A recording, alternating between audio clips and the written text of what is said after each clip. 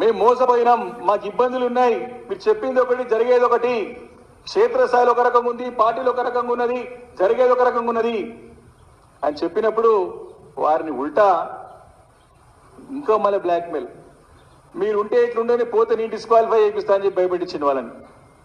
అంటే మీరు ఉండకపోతే మీరు వచ్చింది లోపలికి వచ్చింది మీరు కానీ బయటకు పోయేది మీరు కాదు. సినిమాల పాత సినిమాలలో విలన్లు చెప్తున్నాడు, హెడ్ ఒకటి డాన్ ఉంటాడు, అందరు కొత్త కొత్త మరి అందరినీ చేర్చుకొని ఏది ఆ గుండాలను రావడం చేర్చుకున్న తర్వాత మళ్ళీ మీరు లోపలికి వచ్చేదే మీ నిర్ణయం, బయటకు పోయేది మీ నిర్ణయం కానీ నా నిర్ణయం అన్నట్టు బయటికి పోతే నేను మిమ్మల్ని డిస్క్వాలిఫై చెప్పేసి బయలెక్షన్ తీసుకొస్తా అని చెప్పి భయపట్టించి మళ్ళీ 10 మందిని ఒక తీసి బయటకు ఆ రోజు అమెరికా పోయిన సంగతి గుర్తు చేస్తా ఉన్నా.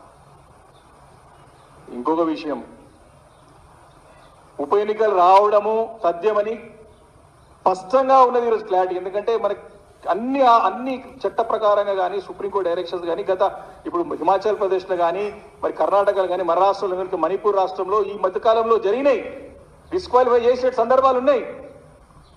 మరి ఉప ఎన్నికలు వస్తాయి కదా అని చెప్పేసి ప్రశ్నించినప్పుడు మరి వారి ముందు ఒక మాట, మరి బయటకు వచ్చిన తర్వాత బాహాటంగా రేవంత్ రెడ్డి గారు ఈ 10 సీట్లలో మన సీట్లు కావి, ఎలక్షన్ పోతే పోదాం, వచ్చే సీట్లు మనవి, పోయిన సీట్లు మనవి కావు అని చెప్పి మరి రేవంత్ రెడ్డి గారి యొక్క వ్యవహారం ఉంది, స్పష్టంగా చెప్తా ఉన్నాం. కాబట్టి ఈరోజు 10 మంది ఎవరైతే శాసనసభ్యులు బీఆర్ఎస్ పార్టీ నుంచి కాంగ్రెస్ పార్టీలో చేరినరో వారి యొక్క పరిస్థితి అయోమయంగా ఉన్నది. వారి యొక్క రాజకీయ భవిష్యత్తుకి పూర్తిగా ఈరోజు సమాధి కట్టినడు రేవంత్ రెడ్డి గారు. పచ్చి మోసం చేశారు, నమ్మించి మోసం చేశారు, పచ్చి బట్టతోని గొంతు కోసినారు, వారి యొక్క భవిష్యత్తును పూర్తిగా సమాధి చేసినాడు. కాబట్టి అందుకే 10 మంది ఎమ్మెల్యేలు ఒక బాధ చూస్తా ఉంటే మాకు ఆశ్చర్యం కలుగుతా ఉన్నది. కాబట్టి ఇది రేవంత్ రెడ్డి గారి యొక్క, అంటే మీ ముందు నుంచి చెప్తా ఉన్నాం, వారి అబద్ధాల పునాదులపైనే ఏర్పాటు చేసుకున్నాడు.